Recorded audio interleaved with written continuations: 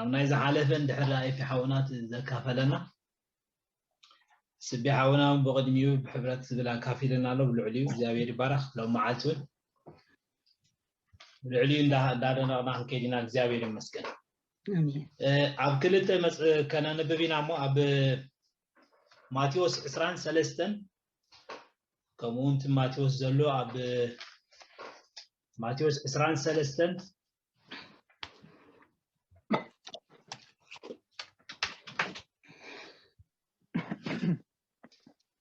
كاب قصري سلاسان شوعاتن زلو كم زبل قال الله እግዚአብሔር ይመስገን يورساليم اتن نبيات تقتلي نطم نباخي تلاخو بامني تشفلغي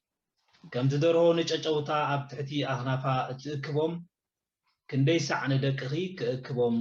ዘይደለኹም ኣብኹም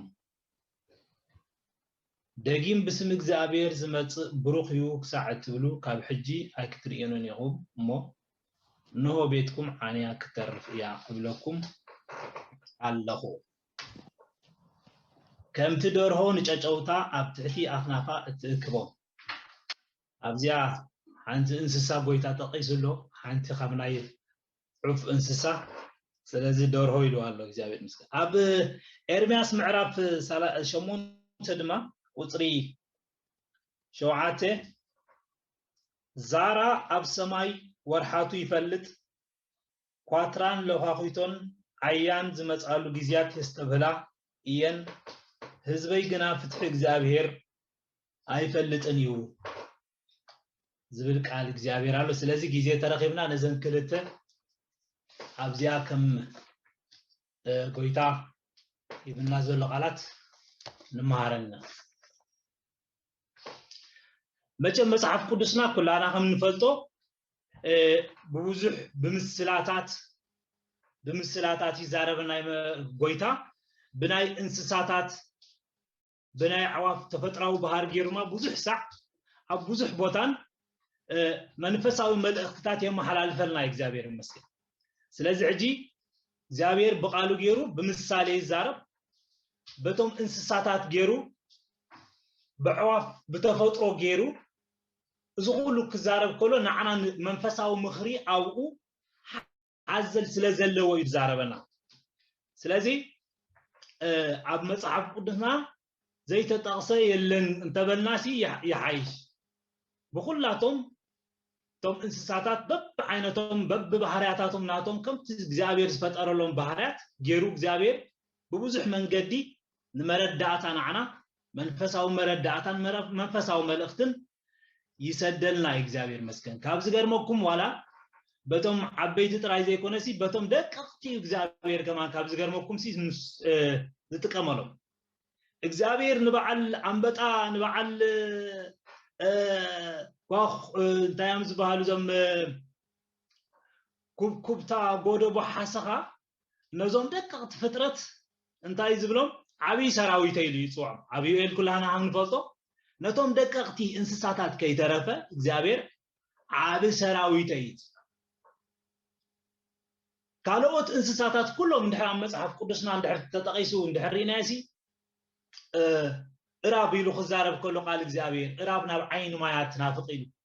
اذا اراب حجي عبتي بوتا اتياتو زلا دقورح خزمرولو خلو منفساو ملእክታና عنا انتاي زمحلالف منفساو ملእክት ስለዘለዋይ ራብ ይሉ ጽሒት እናዘል ስለዚህ ራብና بعين ما ያትናፈቅ نحنا ድማ ንኣምላኽና خنافቆ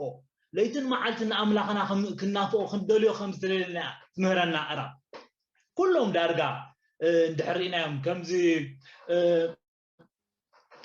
መልእክት ዘይብሉሲ የለን ተበልናስ ይሓይሽት ስለዚህ እግዚአብሔር ንፈርዖን ክቆጽዖን ከሎሲ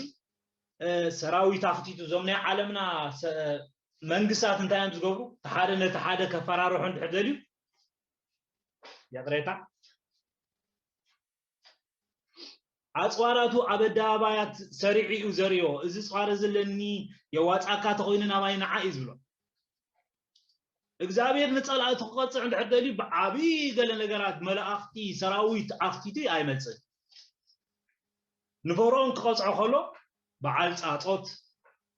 በዓል ጽንጽያ ከልቢ بعلم قرعب زوم دقق فطرت غير يقصف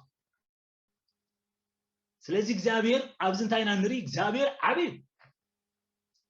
እግዚአብሔር بزدله ነገር ይሰርሕ በትደቂቅ ዝባል ነገር ፍጥረት ከይተረፈ እግዚአብሔር ስሩሕ ይሰርሕ እግዚአብሔር ምስት ሎሙን ዛኹላ ነዛ ከተማ ነዛ ኩሉ ሃገር ዓፂዋ ዘሎ ማለት ካብ እግዚአብሔር ይብልኔ ኣብ እግዚአብሔር ተቆይኑ ወይ ካብ ሰይጣን ተቆይኑ ወይ ካብ ክሳይ ተቆይኑ እሱ ዝፈልጦ ነገር ይብልኔ ግን ዝደቂቅ ፍጥረት بعيننا زين ريو عالم بملئتا لو كيتوا سلازي سب باتون جيريزما باتون جيريو እግዚአብሔር ድማ ዝዛረባ ካብአቶም ንሕና ንመሃረሉ ግን ክንጥንቀቀሎም ክንከላለና እግዚአብሔር ኣብ ቃሉ ሓደ ነገር እንድሕራ መልእክት እንድሕሰዲዱ እንድሕራ ሓደ እንስሳ እንድሕሰዲድና ካብኡ እንታይ ክመሃረልና ከም ዝደልዩ መንፈሳዊ መልእክት ግን ኣለዎ ስለዚህ سقيلنا شلليلنا ينحلفو مصحف قدسنا كل بوتا متحاز تصحفه ولا حنت قال يبلنا كلنا على تمرتنا تنصحف زلو እግዚአብሔር بوغيرو እግዚአብሔር كزارب كله ويتا يبارك نستوعلو ስለዚህ ሎም ማዓልቲ ውን بخومينا هنمهر قال كبلو زلنتاي ازيم بوزح منغدي ብዙሕ ጊዜ ዝተማሃርናሎም ናይ እንስሳታት ባህር ለው በዓል ንስሪ ሕጂሲ ባህሪያቱ ዋላቲ ናቱ ኃይል ደሊና ናቱ ፍጥነት ደሊና ብዙሕ ጊዜ ተማሂርና ኣለና ተማሂርካዮ ዘይጽገብ ዓይነት ትምህርቲ ዘሎ ኩሉ ጊዜ እንተደጋገምና ዋላ ብዛዕባት ናይ ንስሪ ባህርሲ ተማሂርካዮ ዘይጽገብ ዓይነት መልእኽቲ እግዚአብሔር ብንስር ገይሩ ዘመሓላልፈልና ስለዚህ ታይዝብል ቶም እግዚአብሔር ጽበይወሲ ኃይሎም ከም ንስሪ ዝሕድስ ናይ ንስር ምሳሌ ገይሩ ንእግዚአብሔር ክንጽበይሞስ ኃይልና ከም ዝሕድስ ዝገብር ጎይታ ይባረኽ እንድዕራ በዓል ጻጸውን ኣሎ በዓል ጻጸ አይድረስዕዎም ይኹም በዓል ጻጸ እግዚአብሔር እንድዕራ ሓደ ሃካይ ሰብ ወይ ሃካይ ዕዮ ዘይፈቱ ኩሉ ነገር እንድሕሪዎ ጻጸ ይዝልኸሉ አታሃካይ ካብ ጻጸ ተማሃር ናበለዩ ጻጸ ዝለኸልካ ስለዚህ ጻጸ ንባዕሉ ረጊጽካ ይዲኻ ዘለኻ አሎዲ የለን አይትፈልጥን ግን ዓብ መልእኽት ሎ ስለምንታይ እግዚአብሔር ንጻጸ ዝለኸልና እንድሕሪና እግዚአብሔር ናይ ሰራሕተኛ አምላኽ እዩ ስለዚህ ንሕናውን እግዚአብሔር ይባረክ ደቁ ብኩሉ ክንተግህ ንዕዮቤቱ ክንተግህ ብኩሉ በቲ ስጋው ዘበለ ኩሉ ክንተግህ እግዚአብሔር ስለዝደልየና እምባርከስ ዳብቲ ቀንድ ሐሳብና ክንመለስ እዚ ንክስታይ ለይ ሂበኩም ሞስ ስለዚህ ዝኾነ ዓይነት ቆምታት እግዚአብሔር መልእኽት ከመሓላልፈልና ክደልኸሎ ነቲ ብኡ ገይሩ መልእኽት ዘመሓላልፈልና መንፈሳዊ ትሕቶ ስለዘሎ ከነተክሮ ይግባና ኣብዚ ቃል ኣብ ማቴዎስ ዘንበብናዮ ልክ ኸም ዓይነት እዩ እግዚአብሔር ጎይታሲ ኒውርሳሌም ኣብዚ ቦታ እዚ ክንሪኦ ከለና በሐዘን ተመልዩ ብጓሂ ተመልዩ እንዲያውም ከማን ኣብቲ ክሳይ እንድሕሪናሲ እንዳበኸየ ይኸማስ እንዳበኸየ ማለሲ ብጓህን በሐዘንን ብጓህን ኒውርሳሌም ዝበኸየላዘ ስለምንታይ እንድሕሪልና ቅድም ናብኣ ነቢያት ልይኽዩ ንነቢያቱ ይሰምዓቶምን ንገሊኦም ብእምኒ ጨፍለቅኩሞም ይብሎም ስለዚህ ብዛዕባ ርእሱ ክዛረባ ክለኻ ከምቲ ደርሆ ንጨጨውታ ኣብ ትሕቲ ኣኽናፋ እትእክቦም ክንደይ ሳዕ ንደቂ ክእክቦም ዘይደለኹ እሞ ኣቤኹም ክብላ ከለና ስለዚህ ኢየሱስ ንኢየሩሳሌም ንስኻትኩም ግና ኣቤኹም ብምባል እናጓሃየ እናሓዘነ እናሓነቐነቀ እዩ ገሊጽላ ከምቲ ደርሆ ንጨቀውታ ኣብ ትሕቲ ኣኽናፋ እትእክቦም እተሓቕፎም ደርሆ ሓደ ካብቲ ኣዕዋፍ ዘለወን ቀንዲ ተፈጥራዊ ባህርያት መጽሐፍ ቅዱስ እውን ብአን ገይሩ ዝምህረና ንጨቀውትን كعقبة زلون دليت نتن شقاويت ناتاتن يعواف كما يجيرنين حقفا زعقوبان حجنا أمنت كم عبز قويتا تقيسوالو دور هويلو تقيسوالو نتشاوتاس كما يجيرا اتحقفنن اتكانا خاننن سلازي دور هو خنبل كلنا دور هو خاب نايعواف زرق خوينا كن عم مدري دور هو خاب مدري تنقاسقاسن سلازي بيتاون عم مدري اتسرح عم مدري اتسرح ግን ندقا ግን ካብቲ ዘለዎ ሓይል በታ ዘለዎ ዓቕሚ ንደቃ ትካላኸለለን ሓውና ስቤ ዝሓለፈኹም እዩ ይብለና ነይሩ ናይ ሕብረት ብሕብረት ክምህረና ኸሎ ከምዚ ኣሞራ ክመጽእ ከሎ ከመይ ጌራ ንደቃ ከም ትካላኸለለን ከመይ ጌራ ከምቲ ድምጽ ከም ተስምዐን ኣብ ሰማይ እንድሕራ ኣሞራ ክዝምብን ድሕሪያ ወይ ሓደ ሊሎ ክዝምብን ድሕሪያ ደቃ ምእንትን ከይጥቃዓ ምእንትን ከይጥቃዕን كمي جرا بتازلاتا دمص جرا تصوعن مساتنكا دمص دين سميع عندما نابدين اكبا نابحقوا عطوا سلازي دورهو نچچوتا كمي جرا تحقفن يلوي قالونا دورهو نچچوتاون سلازي كمت دورهو نچغوتا اب تحت اخنافات اكبن يبلا لغويتا أنا قاخن ديجي كباكي زي دلا. أتادور هون تنشقوتا أبتحت أخنافا تعقفن كابورتو صحاي ريهم كابورتو صحاي كاب كبيت زناب كاب أصحيتا قرن ون أبتحت أخنافا يسأل لاين يعقوباين دور تنشقويتا. سلازي يسوس دما بتمثالي نتقمط يورسالم كم تدور هون تنشقاويتا عب تحت أخنافا التعقبا كم قدما يسوس منفساو العقبة كهبهم منفساو حلوة عب يسوس كهبهم إلو ماتيشي قد نسخاتكم تاقيكم إلو عبي خيلوا أنا ماتيكي كعقبة كماتيكي منفساو العقبة خباي كترخ ماتيكي نسخاتكم بترخ اللبخي عبيخي نتزتو هبلك عدل أي تقبلك يوه إلو خلويو ندالك أسد نحازنة بزعبا يرسالين تزاريب سلازي زابير بارخ نحن ما خبزه محرة زابير كاب تقوز تلعله زابير مسكن معقوبي منفسه ومعقوبي أبوي تاريخي من علن يسوس كابت زلونا تصور كابت معلتاوي ناي هيوت فتنا ጭንቀት عرفتي عقبة من تنخوننا عاتم كلكم تتصعروا زغبدكم أنا أعرفكم ناباي نعو إلو ناو تصويعوا مسوخم كون منفساو عقبة خنركب منفساو حلوة خنركب قسنت كاو خنركب زيابير يبارخ بويتا ما نعنا صوينا يرسالم أقوى كحفان دليت كلا أبيا سلزي لو مون طغنا كم زنحنا عد الرخينا نبويتا متينا زلنا نتوم نبويتا نمقبال الزعابي وزبالو كلهم بويتا معرخ ندي كم زحزنا لون معرخ ندي عقبان دادلي أو عقبون دادلي خلو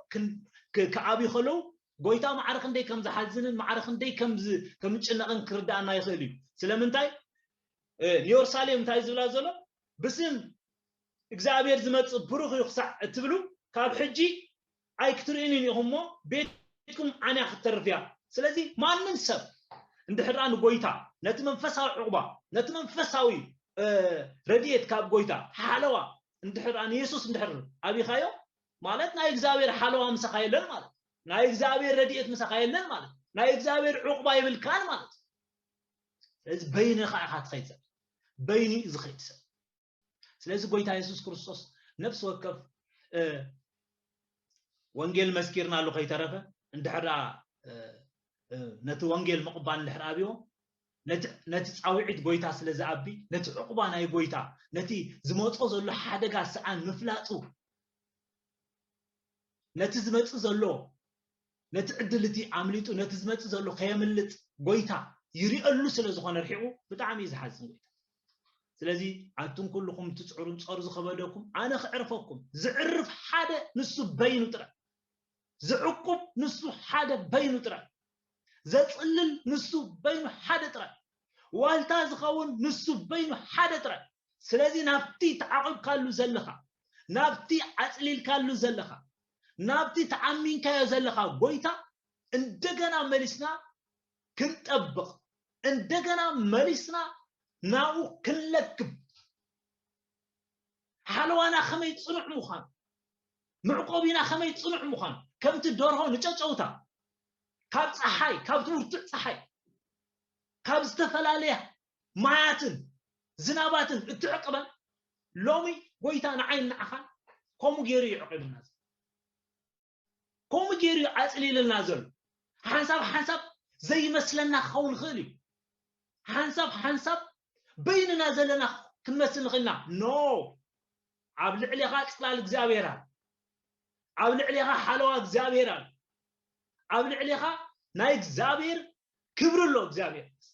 ተጸሊልካ ኢኻ ዘለኻ ኣነ ከጽልለሎም ኢሉ ኮይ ጎይታ ከምቲ ንጨጨውታሲ እትሓቅፈን ተጸልለለን ኣነ ከጽልለሎም የስ ሎም መዓልቲ ናይ እግዚአብሔር ጽላል ኣብ ልዕሊና ኣብ ልዕሊ ነፍስ ወከፍ ናይ እግዚአብሔር ጽላል ኣብ ልዕሊ ነፍስ ወከፍ ሓለዋ እግዚአብሔር ጽኑዕ ናይ እግዚአብሔር ሓለዋ እግዚአብሔር መስገን እዛ ደይ ትጠቅም ደርሆ ትመስለና ንዓና ጎይታ ኢየሱስ ክርስቶስ ኣምጽኡ ግን ብገዛዕ ርእሱ ዝምስላ ከም ርእሱ ገይሩ ዝምስላ ኣነ ልክዕ ከምታ ደርሆ ከዓቅፈካ እግዚአብሔር መስገን ሎሚ እግዚአብሔር ይመስገን ኣዚና ክንጥንቀቅ ይግባአና ንጸላውን ዕድል ክንቦ የብልና ምስተፈላለየ ስለምንታይ እግዚአብሔር ዕቁባና ጎይታ ይባረክ ስለዚ ሕጁን ነፍስ ወከፍ ከምኡ ጎይታ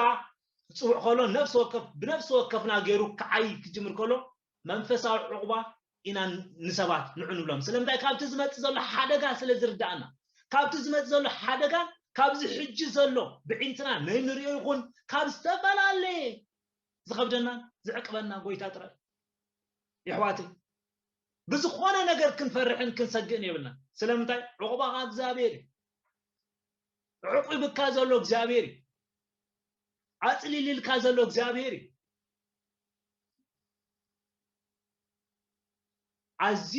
ኣዝዩ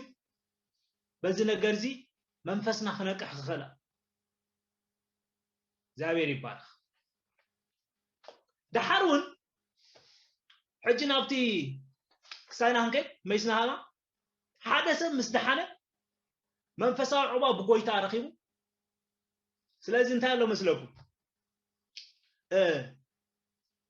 نفس وكف بقويتا امينو مستحنة دما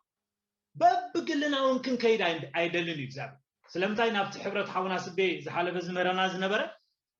اتا حبرتنا انتهى عند حريلنا بمنفس قدس إنا تحبرت رخيمنا زلنا سلازي اتا بتا كريستيان حبرتنا بتا كريستيان تبلا سبسي يدحن مو راي وان موزن حموش يتصابعتي نعاد عدن كم زجرين ينزتحازا يداغاغفا يتحازا زن حموشته حبيرن ينزخلا كل جزء لذي منفساوي عقباب عقويتا مسرخمناون كم زجرنا نحد حنا خنتحازي دلي تانا حد حنا خنتحاز غيرلنا زلو غويتا دما محبوره سلازي عم محبر املاح عم محبر كريستوس عبتا محبرو زلنا رديت زلنا فلطتون ازي كعبي يغبو حجنا امنت كابزن حموش تصابعتي ناي غلغله سبات رينا لنا بزح غزي حانت بزي اصابعت فوت خمس صابعت تمطس سغا طلطل زبل سغا زوص نرينا اذا سغا زي خابزن حموش حبرت يبلا مزن حموش حبرت يبلان بزي طلطل الى بينات خي ስለዚህ ሕጂ ዩዝለስ ምንም ነገር አይተኸው እዘን ሓሙሽተ ጥራይን ኣብ ስራሕን ተተሓሒዘንን تدغاغيفن انزقل نحد حدن كاي يصاللا نحد حدن كاي يدغاغفا نحد حدن كاي تحنت دا تدغاغفا يصال حواتي ويتا يسوس كريستوس بكلنا مسرخبنا كمزا بزي طلطليلا تخي زلا سغا منم ነገር ዘይትጠቅም ገለገሌም ሰባት ለቤተ ክርስቲያን ምስ ቤተ ክርስቲያን ተዓቂቦም ንምኻድ ለቤተ ክርስቲያን ጽላለውን ገይሮም ምኻድ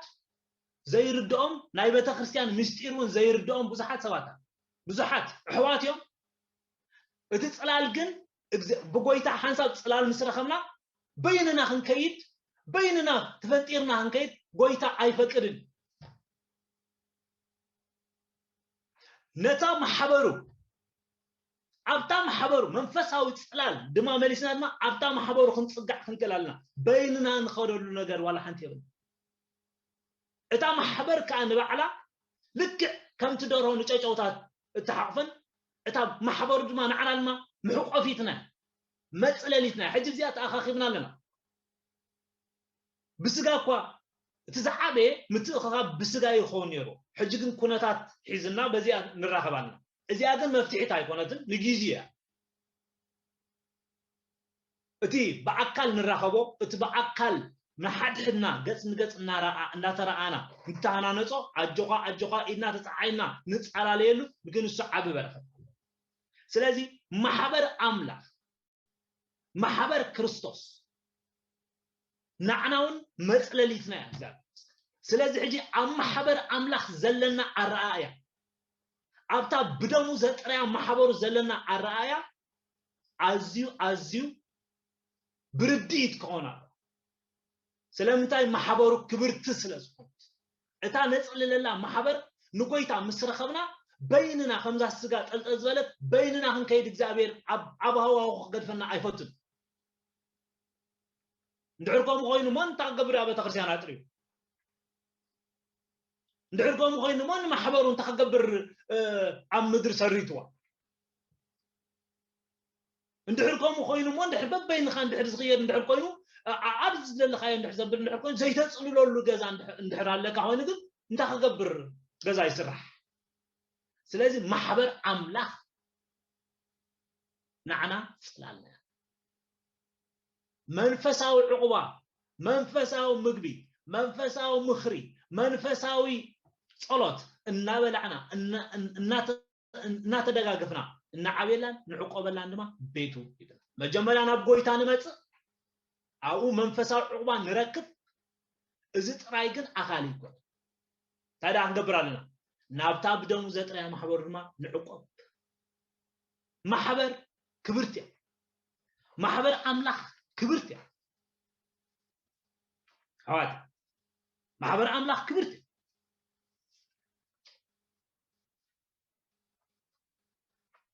سكنرا محبر زبرت حاتي يرسك بزعبا محبر جزية هيا أخلان نمو سأنا أقولكم بزعبا بيت كريستيان بزعبا محبر مالك سلازي عجي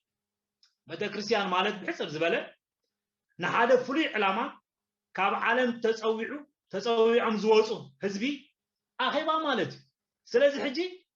انا محبر ايلنني انا عقبه ايلنني انا سبحان ነገር የለን መንፈሳዊ عقبه ክትረክም ትሕደልኻ ናብታ ተጸዊዕኻላ ዝወጻኻ ማሕበር ናዋኽን ከብክንከላ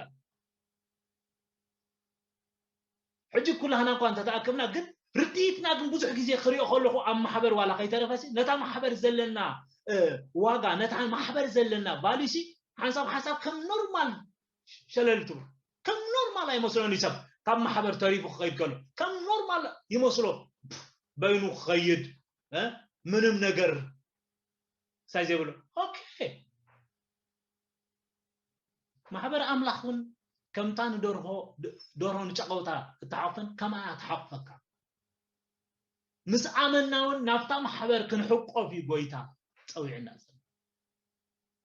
مجمريا عقبان اب ጎይታ ረኺብና ኣለና ተመንፈሳዊ ዕቁባ ኣብዛ ምድራው ኮይና ድማ ኣብ ስጋ ስለዘለና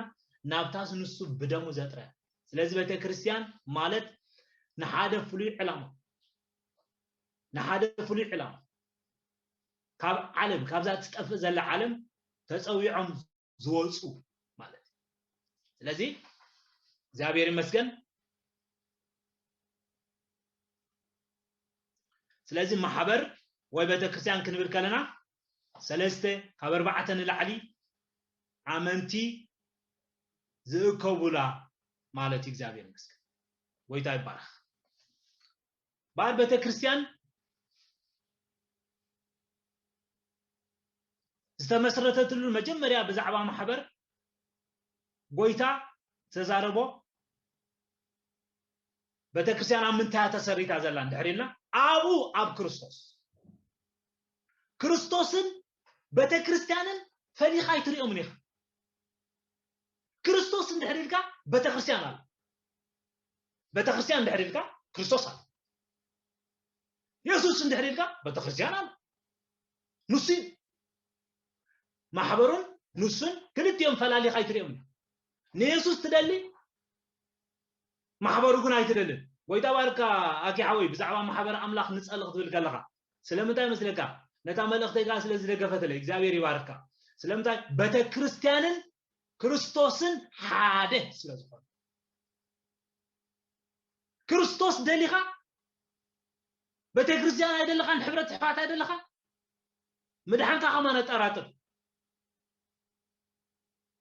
ተነፂልካ ክትከይድ ኣይትኽእልን ኢኻ ንግዚኡ ሰብ ክኸይድ ይኽእል እዛ ልክ ከምዛ ስጋ ዝበልኩም ጠልጠሊላ ምንም ዘይሰርሕ ንግዚኡ ምንም ነገር ከም ዳሕራይ ግን ኦፐሬሽን ጌርካ ክትቆርፅ ተቆርፃ ማሕበር አምላኽ እምበኣርከስ ንሱ ኸይዱ ይኮነና ቀሚጡ ዘሎ ንሱ ኣብ ኣሎ ሕጂ ክርስቶስ ኣብ ብስጋ ኣብዛ ምድሪ ኣይንሪኦን ኣለና ኣብ ሰማይ ዘሎ ኢና ንብል ኣብ ሰማይ ጥራይ ኣይኮነን ዘሎ ሕጂውን ኣብ ምድሪ ሕጂውን ቤተክርስቲያን ስጋብ ዘላ ኣብ ምድሪ ኣሎ በታ ማሕበር ገይሩ ሕጂውን ይዓይሎ ኢታ ታ ማሕበር እንድሕር ደየላ ሽዑ ክርስቶስ እውን የለን ናውፅ ኸውን ማለት ናውፅ ከይከውን ነዛ ዓለም ከይተረፈ ንዓናን ካብ ኩሉ ሓሊልና ዘሎ ክርስቶስ ምስ ማሕበሩ ኣብ ምድሪ ስለ ዘሎ ምስ ማሕበሩ ኣብ ምድሪ ስለምንታይ መንፈስ ቅዱስ ልይኽዎ እንድሕር ኣሎ መንፈስ ቅዱስ ኣብኡ ክርስቶስ ኣሎ ኣብኡ ድማ እግዚአብሔር ኣቦ ኣሎ እንድሕራ መንፈስ አምላኽ ተለኩም መንፈስ ክርስቶስ ተለኩም መንፈስ ቅዱስ ኣብ ውሽጥኩም ዘሎ ኢሉ ሮሜ ጽሒፍና ዘሎ ምዕራፍ 8 ተነጻጺሎም ዘይከዱ ኣብ ወልድ መንፈስ ቅዱስ ስለዝኾኑ ክርስቶስ ሎሚ ኣብ ምድሪ ኣሎ ዋላ ብስጋ ይትርአዮ ኣብ ቤተክርስቲያን ትርኢ ኣብ ቤተክርስቲያን የለኻ ንክርስቶስ እውን ኣይትርአን ንክርስቶስ እውን ኣይንርአን ስለዚ ቤተክርስቲያን ኣብ መን ተሰሪታ ዘላ ርእስ መዓዝና ክርስቶስ ስለዚ ከነኽብራ እዩ ዝግባአና ቤተክርስቲያን ኣዝያ ክብርቲ እያ ቤተክርስቲያን ኣብ ገጽ ኩላ ምድሪ ዘላ ቤተክርስቲያን ኣዝያ ክብርቲ እያ ናይ ክርስቶስ እያ እምበር ናይ ሰብካ ኣይኮነትን ካብ ዝብሎ ሰብ ቤተክርስቲያን እየ ክብል ኣይክእልን ቤተክርስቲያን ናይ ጎይታ ዝምክሓላ ቤተክርስቲያኑ ናቱ እያ ናይ ማንም ካልእ ኣይኮን ኣብ ኤፌሶን ምዕራፍ 2 ካብ 19 ሕጂ ግዜ ይብልናን ከነንብቦ ንኽእልና ካብ 19 እስካብ 20 ኣብ ቀዳማይ ቆሮንጦስ 3:11 ኣብ ቀዳማይ ጴጥሮስ 2 ካብ 4 እስካብ 8 ክንረኽቦ ንኽእል ኢና ስለዚ ቤተክርስቲያን ከዓ መዓስያ ተወሊዳ እንድሕርልና መንፈስ ቅዱስ ናብ ምድሪ ምስ መጽ ጎይታ ኢየሱስ ክርስቶስ ኣቀዲሙ ኣብ ማቴዎስ ምዕራፍ 16 ብዛዕባ ማሕበር ተዛሪብሎ እምበኣርከስ ክርስቶስ ንስኻ ወዲ ህያው ኣምላኽ ኢኻ ምስ በሎ ንማሕበረይ ከዓ ንብዛ ከውሒ እዚኣ ካንፃ ኢሎ ደጌታ ሲኦልካ ኣይሒልዋን እዮም ኣዝያ ሓያልን ብርትዕትን ማሕበር እያ ዘላ ብማንም ዘይትናዓነቕ ደጌታ ሲኦል ዘይሒልዋ ማሕበር እግዚአብሔር ይመስገን ስለዚ ኣብዛ ከውሒ እዚኣ እሱ ሕጂ ዓብ ትምህርቲኡ ሰፊሑ ግን ጎይታ ስለ ማሕበሩ ክዛረብ ከሎ መጀመርያ ተዛረበ ኣብኣ ተዛሪቡ ሽዑ መንፈስ ቅዱስ ወረደ ድማ ታ ማሕበርካ ኣብ ቀዳማይ ኣብ ግብረ ሐዋርያት ድማ ምዕራፍ 2 ካብ 1 እስካብ 4 ዘሎ እታ ማሕበር ክትውለድ ከላ ድማ ንሪኣ ኣብ ምድሪ እግዚአብሔር ይመስገን ክብሪ ንስሙ እዩ እግዚአብሔር ይባረክ ቤተክርስቲያን ድማ ስጋ ክርስቶስ ያ አዛ خبرتያ ስጉያ ክትፈላይ አይትንጽላና ንሕናኻ ኣብታ ስጋ አካላት ከምቲ ቅዱስ ቃሉ ዝነብር አካል ናይታ ስጋ አካል ካብታ ስጋ አካል ወፂኻ ክትከዳጽ ካል የብሉን ቆይ ስጉሳ ማህበሩ ያሱ እግዚአብሔር ይመስገን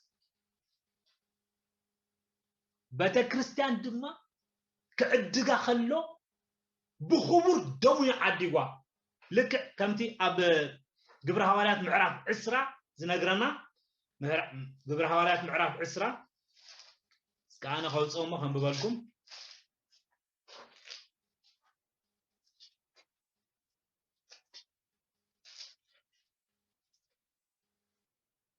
ከምዚሎ ስለዚህ ንርስኹምነታ በገዛዕ ደሙ ዘጥራያ ማህበሩ በምንታይነታ ማህበሩ ጥሪዋ ዘሎ በገዛዕ ደሙ ስለዚህ ቤተክርስቲያን በደም ኢየሱስ ክርስቶስ ዝተጠሬት አዚያ ክብርቲ ማህበር ሎሚ ዕቁባ ናይ ቤተክርስቲያን ናይ ቤተክርስቲያን ጽላል ንሙኻን ለሕዋተይ ከነናዓሶ ይብልና ኣብ ትሕቲ ቤተክርስቲያን ምጽላልና ከነናዓሶ ይብልና ቤተክርስቲያን ከድኩ አይከድኩ እንታይ ዋጋ አለው ወላ ሓንቲ የብሉን ኖ አይባልኒ ከምዛ አቃሊልና አይኑሪው ነው ቤተክርስቲያን بدمو زترا نحنا نحرا زي تدل ندحر قيناكو غويتاكو مترايونا يدريل اوكي انا عايز استقبله ككم من قد يخيد صقم يلن انا عبد الله ابز قدو مسل له كل غزي له قال مبلنا نيو ايكونن ግን ንሱን እስከደ ቤተክርስቲያን አምጪዋ ናዓና ድማ afta ቤተክርስቲያን እቲና ሕጁን በአና ገይሩ ስለዛይ ንሕና እንተ ዘይ ሓቢርና ንሕና እንድሕር afta ቤተክርስቲያን እንድሕር ተጸለልና እትዑ አምላኹን ኮነ ስለዚህ ቤተክርስቲያን ማለት መንደቅን ከምትቁሉ ጊዜ ንማሮ ህንጻን ዘይኮነ አነ ንስኻትኩም እንደ ነታ አብ ቤትካ ዘላ ቤተክርስቲያን ሰላም በል ማለት ነትገዛ ነት መንደቅ አይኮነን ዝብሎም ዘ ነተማኡ ዘለው ምሳኻ ዘለው ኢየሩሳሌም ክብል ከሎ ሕጂ ነቶም ተቀማጠ ኢየሩሳሌም እንበር ብዛዕባና ኢየሩሳሌም ህንጻን ብዛዕባና ኢየሩሳሌም ገዛን ገድሾ ይኮነን ወይ እትቀንድ ዘገድሶ እትህዝቢ ቤተክርስቲያን ጽፎ مسحواتنا هنحبر مسحواتنا منفساو ምግብ ክንካፈል مسحواتنا ክንጽልይ مسحواتنا ጸገምና ክንካፈል مسحواتنا ተዝኸብደና ዘበለ ነገር ከነፍስስ እግዚአብሔር ይመስገን ትዕባሲ አው ይኸትረፈው ትዕባ በይንኻ ሆንካ ገና ይርከብ እግዚአብሔር ይመስገን ስለዚህ ቤተክርስቲያን አዚያ ታታዓቅምና الله ቤተክርስቲያን በደሙ ስለዘጥራ አዚያ ፈንታ ማ ከሙድማ እግዚአብሔር ሎሚ እቲ ብዙሕ ዝዓይነቱ ጥበብ ኣብ ኤፌሶን ምዕራፍ 3 ካብ 9 እስከ 11 ክዛረብ ከሎ እግዚአብሔር እታ ብዙሕ ዝዓይነታ ጥባቡ ሕጂ ብምንታይ ገይሩ ነቶም ኣብ ሰማያት ዘሎ ሕልቅነታትን ስልጣናትን ዝገልጽ ዘሎ ድሕሪና በጣም ሓበሩ እታ ማሕበሩ ነቶም ኣብ ሰማያት ዘሎ ሕልቅነታትን ስልጣናትን ሲ እታ ብዙሕ ዝዓይነቱ ጥበቡ ሓይሉ ግብሩ ዘርእየሎም ዘሎ ብምንታይ ድሕሪና በታ ማሕበር በታ ናተይ ናትካን ምእካ ስለዚህ አባይ ምስጢር ቤተክርስቲያን ሎምን ቤተክርስቲያን ሰባት ከምብላይም ዘቀላሉ ናይ ክርስቶስ ሙኻና ከማን ሓሳብ ናይ ሰብ ይዝመስሎም ናይ ሰብ ናይቶም አገልገልቲ ናይቶም አው ዘሎ ሽማግለታት ናይቶም አው ዘሎ መርሐቲ ናይቶም አው ዘሎ መዘምራ ኮሚያት መስሎም አይኮነን አዚያ ክብርት ስለዝኾነት ኣብ ልዕል ቤተክርስቲያን ናይ ጎይታ ከማንሲ ዝኾነ ዓይነት ዘረባናሲ ክንፍኑ የብልና ክንጥንቀቕ ይዘለና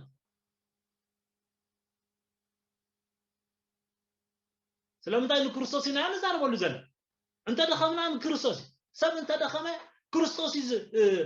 ዝሕተተሉ እምበር ሰብ አይኮነን ዝሕተተ አገልገልትና ድኻም ኣለዎም ዶ ወለዎም of course አበይ አብዛናትና ጥራይዳ አይኮነን ኣብ ኩሉ ገጽ ምድሪ ዘለዎ አገልገልት ድኻም ቤተክርስቲያን ኣብ ምድሪ ዘላሲ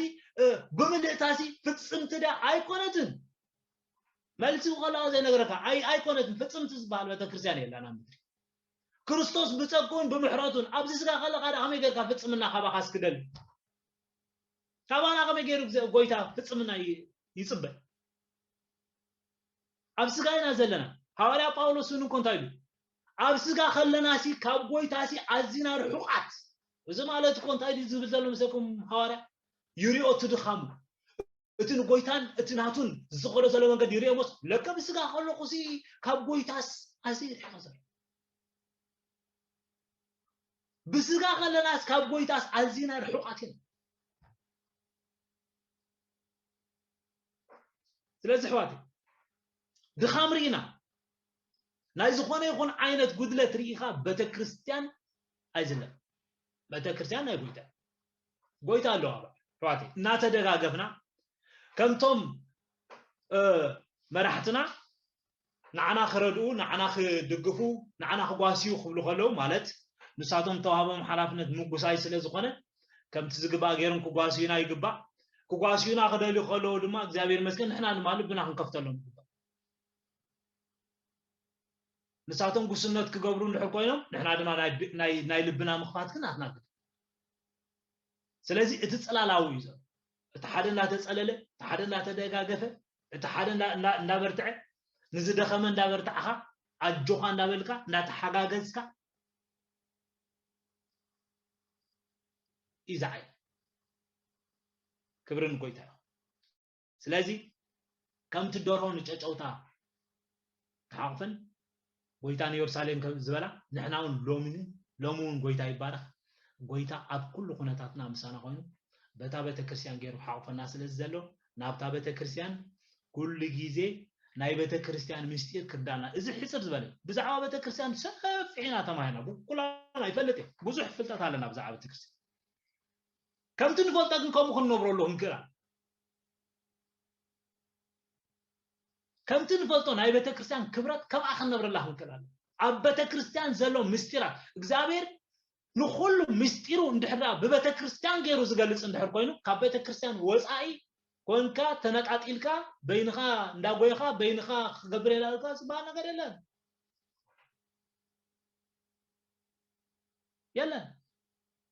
كل خابطة ቤተክርስቲያን ይዞት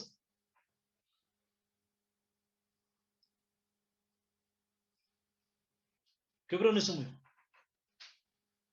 ስለ ቤቱ ክብሩን ስሙ ስለ ታብደሙ ዘጥራያ ማህበሩ ክብሩን ስሙ ደጌታ ሲኦልን ስለ ዘይሕልዋ ክብሩን ስሙ ስለዚህ ሕዋተይ ንሕና ኣባ ጸኒዕና ነቶም ንቤተክርስቲያን ከም ኖርማል ገይሮም ዝሪእዋ ድማ ንምርዳእ ድማ ናትና ሓላፍነት ክነግረኩም أنا سين عشرة عامات هون أبيجي تمالس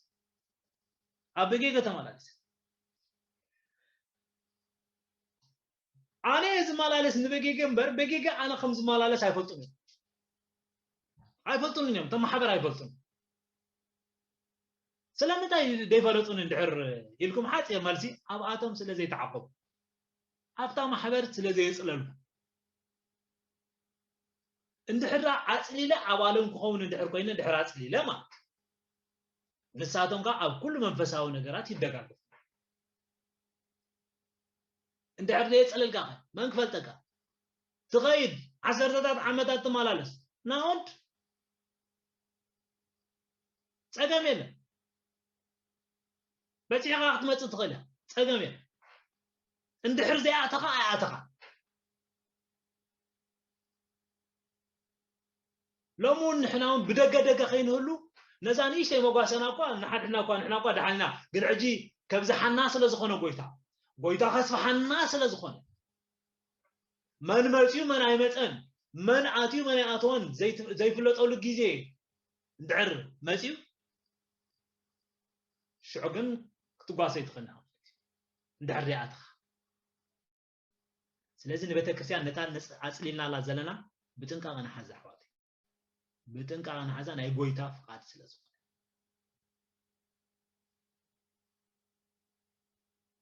حبرت مالت محقاف مالت اتا حبرت دما مصبون مسودن رخينا لنا محقاف ግን ናይ ቤተክርስቲያን እግዚአብሔር ኣብ ቤተክርስቲያን ዘለው ዕላማ አዚና እንስተውዕሉ ይባል ويتبارككم بروخات اليوم بروخات يوم እግዚአብሔር ይመስገን ስለዚህ አሜን ብሩኻት ይናው الله يبارك مامي برغتوا እግዚአብሔር ይመስገን ስለዚህ ቤተክርስቲያን ጎይታ በመንፈስ ቅዱስ مسامنه كل سب ابتا عالم لخاويت ቤተክርስቲያን ኩላና በመንፈስ ቅዱስ ናባይና ነው ስለዚህ አብ ኤውሮፓ ዘላ ቤተክርስቲያን ትኩን አብ ኤሽያ በደላ አሜሪካ ሁሉ አፍሪካ ዘሎ ሁሉ በሎ በመንፈስ ሓደ አብታ ዓለም ለኻዊት ቤተክርስቲያን ሓንቲ ቤተክርስቲያን አባ ሕቁፋት አብ ነፍስ ወከፍ ማን ሎካል ቸርች ሶባዊ ቤተክርስቲያን ካ ጎይታ እተን ሶባውያን ቤተክርስቲያን ኩለን ተጠቅልልና ሓንቲ አብ ጎይታ ክልተ ዝባህል ነው ሓንቲ አታ ቤተክርስቲያን አንህናን ናይ ጸጋ ወንጌላውን ቤተክርስቲያንን ብሎካል ቸርች እንኳን ፋላለ ሓንቲ አታ ዓላማ ሓንቲ አታ ቤተክርስቲያን ምስ በጌጌ ብሎካል ቸርች እንኳን ፋላለ በቋንቋ ተፋላለ ትخل በስተፋላለ አንድ መንገድ ተፋላለ ትخل እንባ ሓንቲ አታ ቤተክርስቲያን ጎይታ ዝፈልጣ አብሽቱ ጋር ትخندي ቤተክርስቲያን አለው አኻን ልዕልካ ሓንቲ በጌጌዳ አይኮነትን ብለካ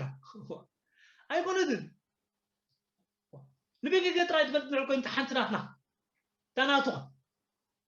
كلن تتقليلا نقوي تقريبا كله حنتي سلازي تحنتي مستحنتي كتوادادر تحنتي زقبرتو تحنتي كتوادادر زي كونه قويتا زدلي نحاد حدن كداكا نحاد حدن ناتي ناتكا وجلها قابيها خيبلا نحاد حدن كداكا تمستر እግዚአብሔር ግን ሰብካ ናብ ጎይታ መስመፀ ግን ካብዚኣተን ግን ኣብ ሓንቲ ሕቁፍ ክኸል ኣብ ሓንቲ ሎካል ቸርች ሰብ ይሕቁፍ ተሓቂፉ ኣብ ኣድማ የጽልል ኩሉ መንፈሳዊ ነገራት ድማ ይረክብ ስለዚ ቤተክርስቲያን ኮሚያሞ ዋተይ ጎይታ ኣብዚ ይባረኩም እምባርከስ ካብ ዶርሆ መቸም ሎማዓቲ اذا ننعق دورو كتبلعقا طعمتنا ازيا حبيشا تازختا زخبرت مغبنا نسبع دمنا نقربلو نسا ግን دورو خا بزح كمزي عقم زلوا ايت مثلنا ግን عقما ግን ريخم اكون ጎይታ ኢየሱስ ክርስቶስ ከይተረፈ ገሊጽላ ندق خمي غيرا خم تحقف اريوا ጎይታ ልክ خما غيرنا عنا زحقفنا ቤተ ክርስቲያን ካ ነቶም ምእመናን ማ خم اغيرا تحقف كم اغيرا تحقفو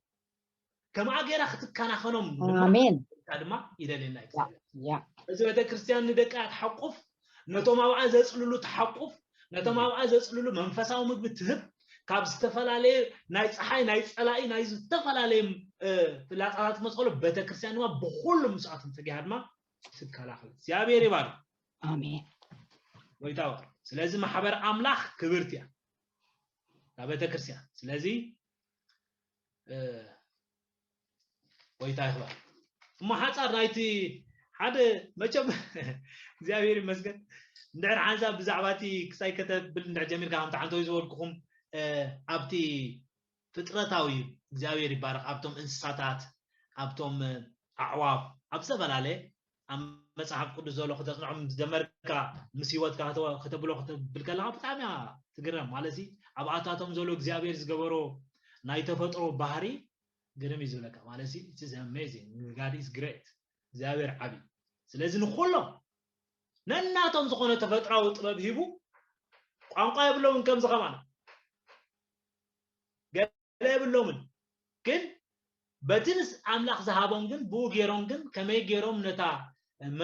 መነባብሮም ከም ዝገብሩ ግን እግዚአብሔር ነግረን ስለዚህ በሆሚው መንፈስ ቃል እግዚአብሔር መንፈስ ቅዱስ በቃል ጌሩ በቶም እንስሳታት ክንማር ዝገብረን ሕጂ ሓንሳብ እስኪ ናብቲ አንቶ ናብ ኤርሚያስ ዘበልኩል እዚያ ወዲ ያለኹ ብስተኻለኻ ንስኻትኩም ካባይን ላዕሊ ከተስፍሕዋ ድማ ጎይታ ይባርክኩም መመሊስኩም አስፍሕዋኩም ትኻል ስለምንታይ ኣነኒ ሸይ ከምታ ዝተረዳእትኒ ዝበኩም ካውኑ እኔ ግን ናይ መስፋሕ ግደኻ ካባናይ ማለት እዩ መሊስኩም ካባይ ካብዛ ኣነ ዝተዛረብኩን ላዕሊ ካብዛ ኣነ ዝተረዳእንን ላዕሊ መንፈስ ቅዱስ ከረዳእኩም ስለዝኽእል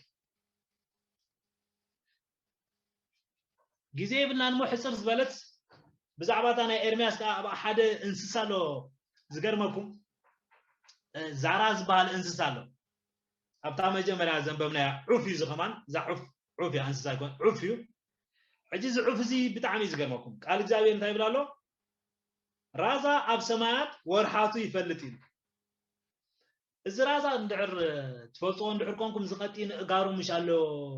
ዑፍ ማለት አይደን ሕጂ ስእሊ ስለ ዘይብለይ ከብለኩም አይክልኒ ግን ራዛ ይዝባል ናይዚ ባህሪያት ናይዚ ዑፍ ባህሪያት ድማ እንታይ ዝገብር ኣብ ሰማያት ወርሓቱ ይፈልጥ ማለት ሲዝን ናቱ እንታይ ዓይነት ሲዝን እዩ ዘሎ ሳመር ዲ ዘሎ ዊንተር ዲ ዘሎ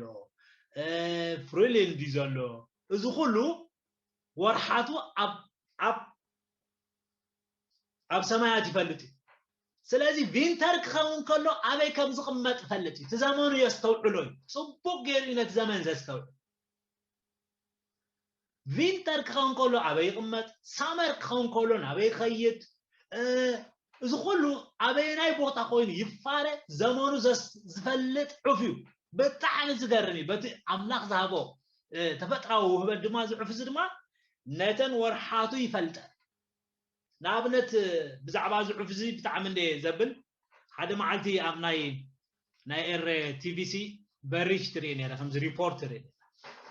ሕጂ ዘን ዕዋፍ እዚኣተን እንታይን ዝገብራ መስለኩም ሳመር መስለኒ ሳመር ካብ እንድሕር ዊንተር ኮይኑ ኣብ ሰሜን ኤውሮፓ ንኣፍሪካ እየን ዝኸዳ ንኣፍሪካ ኸዳ እንድሕር ኣብ ኣፍሪካ ከምኡ ኮይኑ ከዓ ንሰሜን ኤውሮፓ ድማ ተመሊሰን መፃ ሕጂ እቲ ዝኸዳሉ ወርሓት ዝኸዳሉ ሲዝን ሳተን ፅቡቅ ገይረን ዝፈጡ ካብ ዝገርመኩም ነዘን ዕዋፍ እዚኣተን እንዳረኣኾን ከለኹ ሓደ መዓልቲ በዚያ እንዳበልኩሲ ካብ በዚ ደቡብ ኣፍሪቃ ናሚብያ ገለ እንደን ዝኸዳ ሕጂ ካብኣ ተመሊሰን ንላዕሊ ክዲባ ከለዋ ኣብ ምንታይ ዝዕርፋ መስለኩም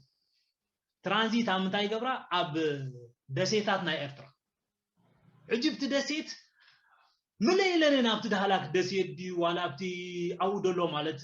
ደሴታት ትራንዚት ክገብራ ከለዋ ኣወን ዝዕርፋ መዓድን ክበዛሕ ሕጂ በርሽ ይነግሮን እዮም እዘን ዕዋፍ እዚኣተን ከመይ ጌርኩም ትከናኸኖን ኢሎ እዚኣተን ደይናትና ኢሎ ናይ መንዳት ዋላ ደያብዝዳ ትራንዚትን ክገብራ ተጠይዶን ዘለዋ ሕጂ ክነፍራየን ትኸዳየን ናብቲ ዝኸዶ መንገዲ ገሪምኒ ከመይ ዝበለ ኣውዚ ሓይለን ዓቂበን ሓይለን መልየን ናብቲ ዝጓዓዘዎ ስፍራሲ መሊሰን ትራንዚት ገይረን እንደይ ኪሎ ሜትርን ዝኸዳ አይደኖ ግን ኩሉ ርሕቀት ይኸዳ መሊሰን ሲዝነን ክፈልጣ ከሎ ኣበይ ዕርፋ ፈልጣ ናበይ ኸዳ ሳመር ፈልጣ ናበይ ኸዳ ዊንተር ፈልጣ ኣብ ዊንተር ኣበይ ከም ዝቕመጣ ሳመር ክኸውን ከሎ ከመይ ከም ዝኽእል እቲ ሲዝን ሲ ከም ስርዓት እየን ዝፈልጡ ከም ትገበይና ማለት እኮ ከም ስርዓት እየን ዝፈልጡ ዞ ሕጂ እግዚአብሔር ዝሃበን ተፈጥራዊ ነገር ምስ ህዝቡ እስራኤል ክዛረብ ከሎ ሽዑ እንታይ ይመስለኩም ራዛ ኣብ ሰማያት ወርሓተን ይፈልጣ እዩ ካትራንን ለኻኺቶን ዓያን ዝመጻሉ ጊዜያ የስተብህሉ እዩ ህዝበይ ግን ፍትሒ አይፈልጥም ህዝበይ ግን ፍትሒ እግዚአብሔር አይፈልጥን እዩ ሕጂ ዘን ኣዕዋፍ ክማዕረኽ እንደይ እግዚአብሔር ዝሃበን ተፈጥራዊ ጥበብ ገይሩ ይጥቀመለን ስለዚ እዚ እንታይ ዝምህራና መስለኩም ዘመናትና ከመይ ጌርና ነስተውዕሎ ወይዳ ኢየሱስ ክርስቶስ ኣብ ሉቃስ ከኸነውፂና ኩላሃና ሕጂ ንሓና ኣብ ሉቃስ ገይና ወይታን ናብቶም እስራኤል ምስ መፀ ስታይሎምሲ ኩላና ንፈልጦ ቃል ስለ ዝኾነ ገጽ ሰማይን ምድርን ምምርማር ትፈልጥዮም ፀሓይ ምስ ሰማይ ቀይሕ ምስ ኮነ ከምዚ ደበኑን ሰለ እንታይ ከም ዝኾነ ትፈልጥዮም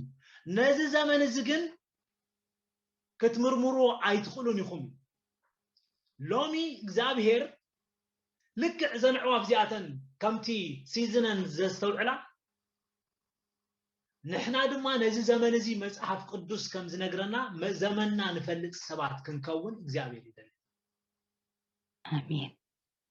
زمننا إذا نفلت كوينا نابي نخيد لنا عبي بس إحنا لنا نا انتاي زغون زلو إذا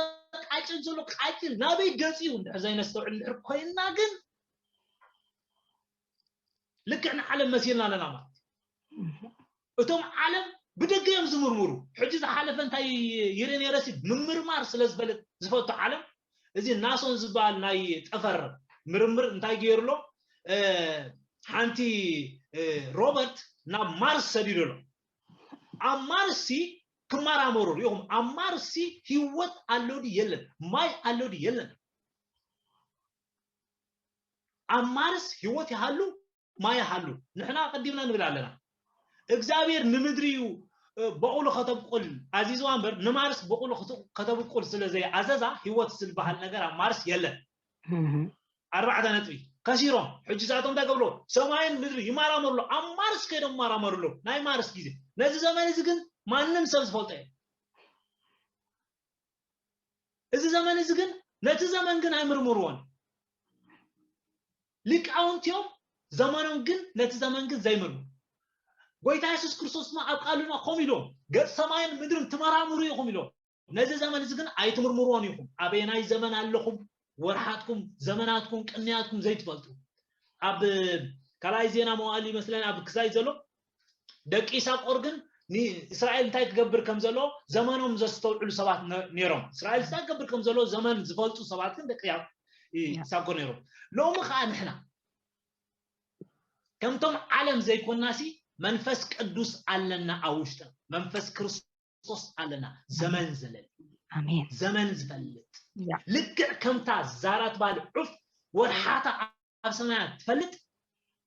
نحنا دما نزي زمان زي بتخكل كنستوعلو خنكلال آمين بتخكل زماننا نفلت سبات كنكو باولوس نفلطو قالي أب نتيموس تيموتيوس كتصحفوا له خلو خمزيلو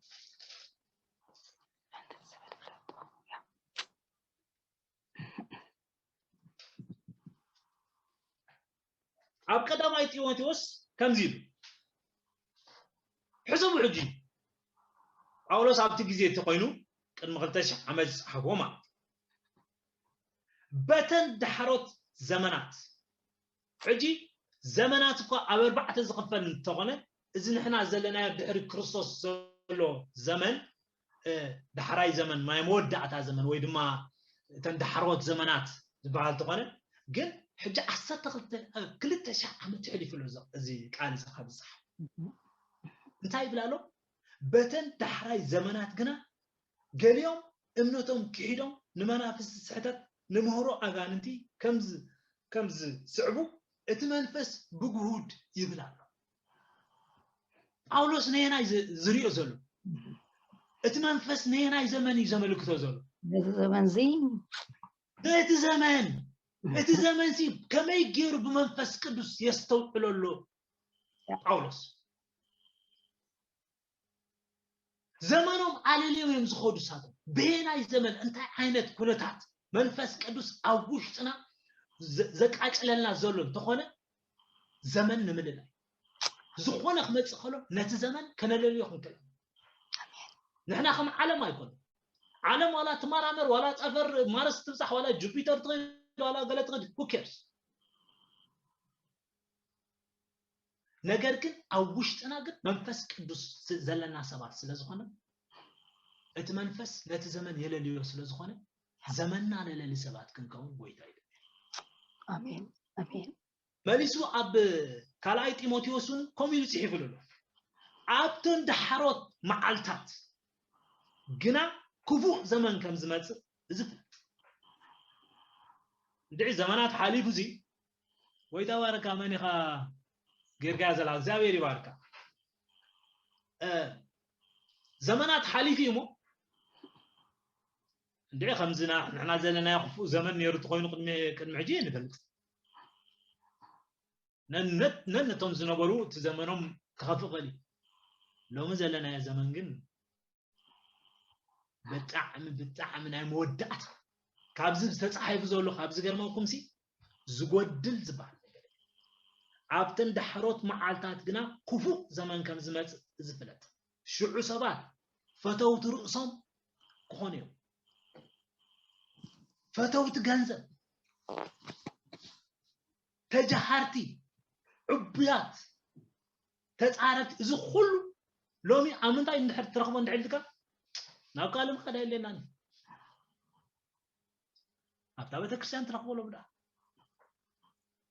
كابتا خاب عالم وسع نبلا زلنا بتكريستيان تفليات بلا زلنا نبلا زلنا أبا ونزغي ترى لو عالم كيكنا نزي زمان الزكين كم يجينا نستقبله كابزي كفو زمان هنا كم يجينا نبلت كابزي نجارات زي رأسنا كم يجينا نعقب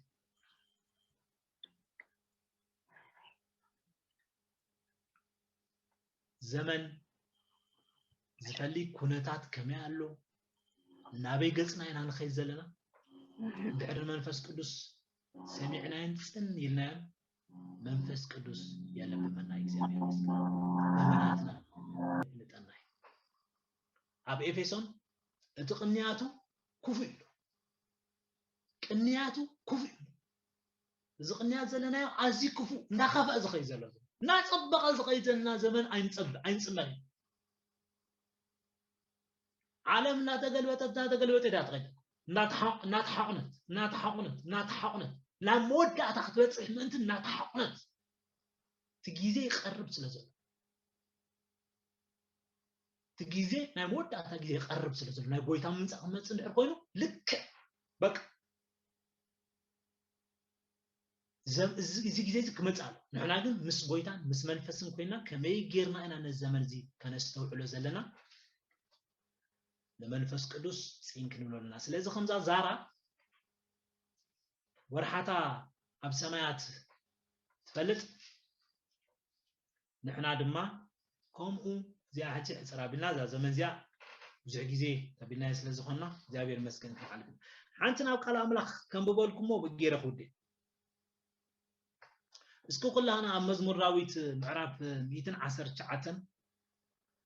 ነውጽሞ